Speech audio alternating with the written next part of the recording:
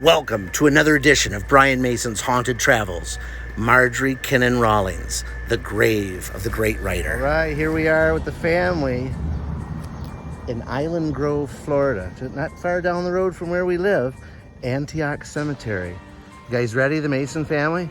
Yeah. Brian Mason's Haunted Travels. We haven't been out doing much recently, but we are coming here to Marjorie Kinnan Rawlings' grave. She's a famous author who wrote The Yearling, and among other books, but The Yearling is her most widely known book, and a great book that I've started reading called Cross Creek, and it's the stories of living in Cross Creek, which is right down the road. I'm totally infatuated with it, but what a cool looking little cemetery out here, huh? And there's a little bit more on the other side of the road, so we're not sure where she's buried. She might be buried over there, but we're gonna go find out. And although I don't know that her ghost is here, I know that her ghost has haunted me and called me to research her for some reason. And I bought the book Cross Creek, and I'm absolutely infatuated with it. I'm infatuated with the area, so is the whole family.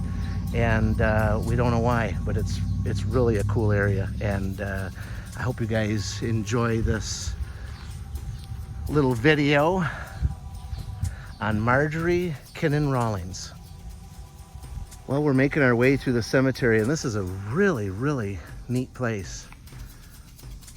A great mixture of headstones. I mean, you've got really old ones, and you got some from,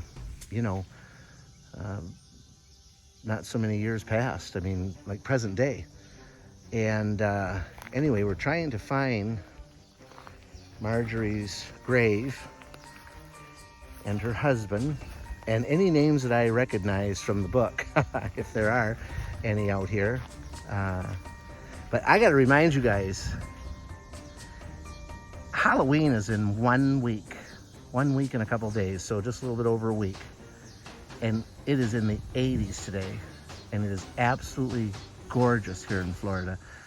We are in the swamplands south of Gainesville. Island Grove is where we're at, and we live in the Orange Lake area. Citra, Florida is our, mailing. But we live on Orange Lake, and we've absolutely just had a wonderful time here. The history is absolutely amazing. And this cemetery is our first cemetery we have come to. We are going to do a video on a pet cemetery that's not far from our house, and that is really cool. Like, I mean, all kinds of pets out there. It is creepy, but it's cool. And there's like one horse even buried out there. So anyway, we're gonna do a video on that as well. But here we are at Antioch Cemetery, and I'm still looking around, and I cannot find Marjorie Rawlings as of yet. I'm gonna imagine she probably maybe has a bigger headstone. I mean, she was a pretty well-known author. I think today we'll try to take a drive by her house and add that into the video as well. Well, we're all the way to the back on one side and still nothing. But look at the size of that pine cone we found. And Lexington, I almost called you Lexitoot. Look at that. Oh my gosh, we should keep these and make a little project. How cool is that? Yeah, huh? Crazy. Do you like going to the cemeteries with Mom and Dad? You like going? Yeah, okay, you carry that one. Let's keep looking, we're on a hunt. Okay, we found her. And actually, Fitzpatrick found her because he's been sitting at this grave playing with all these little trinkets, and we never even thought to look, but it was keeping him busy.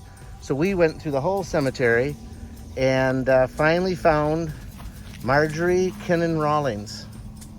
Maybe back up just a little bit, honey, so I can read her name. There you go. There she is.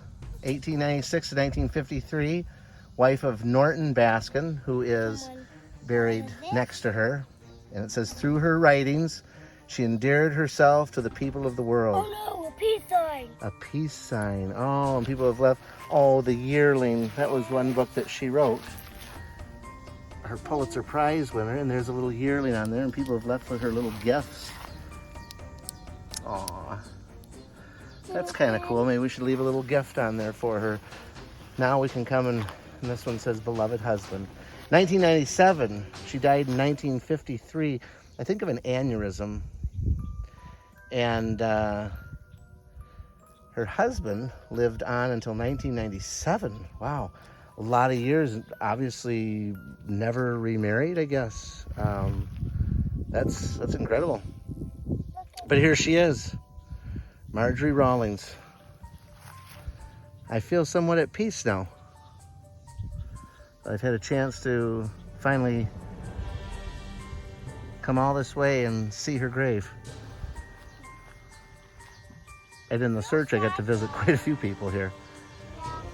We come here and bring the kids so they can play, and we talk and walk around and wonder about their lives. And I think that's what cemeteries are really about.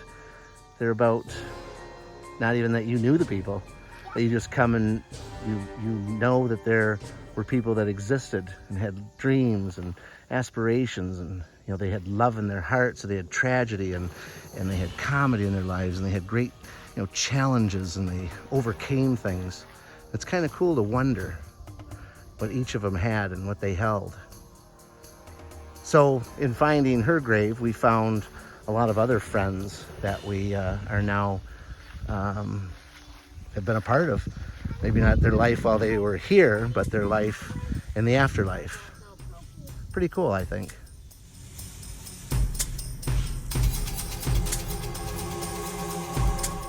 All right, we came just a little bit from Marjorie's grave, and we're at George R. Fairbanks. June 30th, 1972, born 1897. And I look down here, and there's a little marker that says, George Fairbanks, immortalized in the writings of Marjorie Kinnan Rawlings. Characters that were from the area, and when she came here, must have wrote about them. So I can't wait to look that up. If you guys have anything to add, I want to see it in the comments. I think it's so interesting to be out here, and if there's anybody from the area that knows history or whatnot, that's cool. I completely would like to hear your comments and thoughts on this video, but we got a little bit more to go, and I'll see if I see anything else that's interesting. Oh, I see another bass. Let's see. Oh, look at this. So the Bass family, C. Bernie and Teresa A. Charles Bernie Bass, immortalized in the writings of Marjorie Kinnan Rawlings, and then also Teresa Bass. I mean, how cool. What an awesome thing. I mean, I don't know. I think it's awesome. We love this stuff. I mean, to be immortalized in someone's writing, and that's so poetic. I just can't even tell you, I don't care if you're a well-known writer or someone that nobody has ever read it except your mom and dad or your husband or wife. To be immortalized in anybody's writing is such an honor. I mean, such an honor. I mean, you live on forever. So I'm carrying our pine cones that we got at the cemetery. They're so cool. I think we'll go home and make something for our memory of our trip today. And I have a feeling I'll be out here many times. I'm working on some new writings, so inspired by the Cross Creek area and the people of this area and the history. I just think it's important that I convey to all of you to maybe pick up and read some of Marjorie Kinnan Rawlings, some of her writings. I've started Cross Creek, and I'll tell you, it's a fabulous story about the people and times, and it's amazing. It's a very small area. Time stands still here, and to be here and part of it is cool. It's off I-75. You can take the Orange Lake exit. I don't know what exit it is, but you can find this place, Island Grove, Florida. And if you're coming down to Florida and you're a history buff and you like stuff like this, I urge you to come here. Who knows, you might even see me out here wandering around because I have a feeling that this will be a place that I visit often. It's so peaceful out here. I've been so inspired by the creek, as they call it, Cross Creek and Orange Lake, Lake Loch Lusa. It's bizarre. I mean, it is very cool. We're out in the middle of nowhere. It's the deep, deep, deep south. And as a northern guy, I never realized I'd be making, pickled watermelon bites. I never realized that I'd be boiling peanuts at my house, making Cajun and having people over for peanut boils. That's what we've been doing since we've been here, and it's been fabulous. And the hauntings here, I swear that the ancient people talk to me, and I swear I've seen things here, and I might do some videos on that.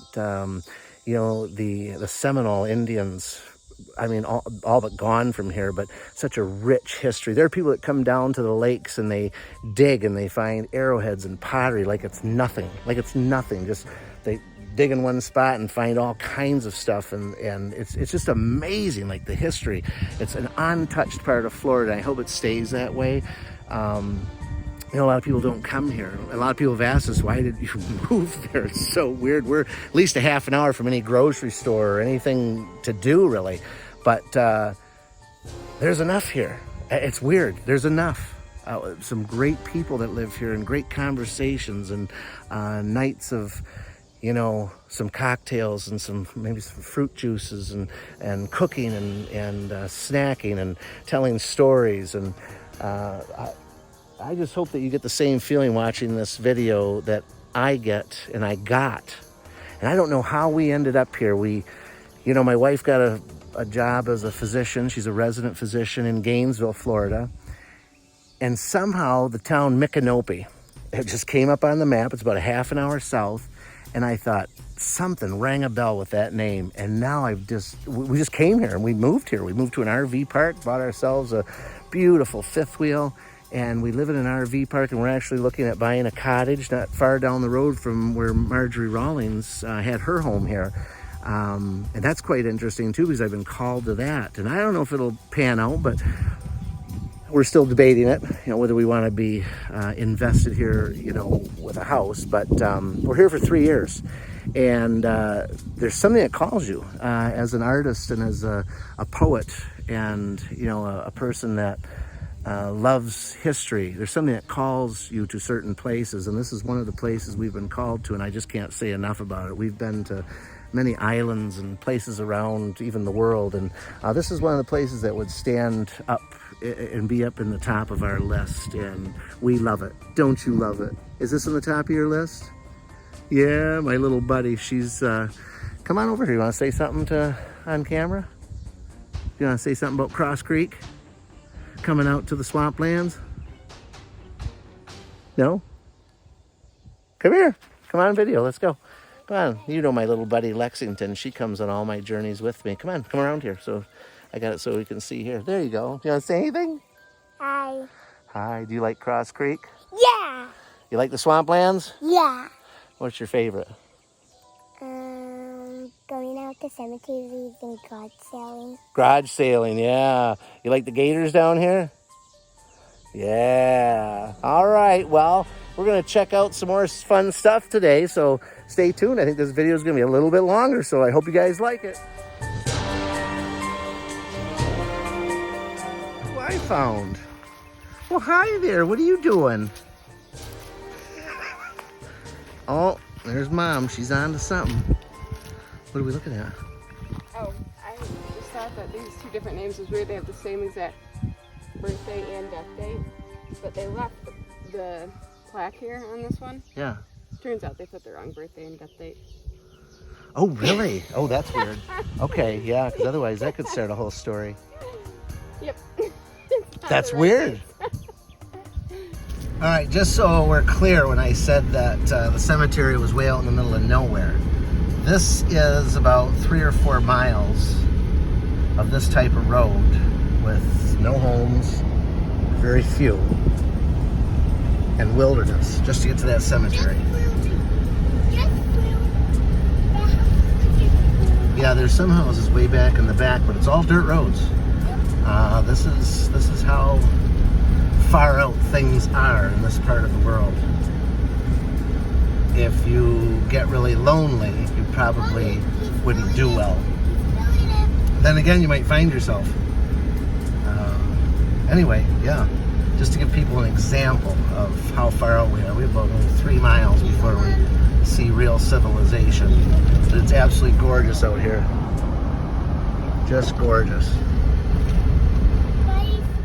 All right, guys, we've made it back to our RV, and we had a great time, but we didn't get a chance to go Daddy, to... can you butter? Yeah, I will.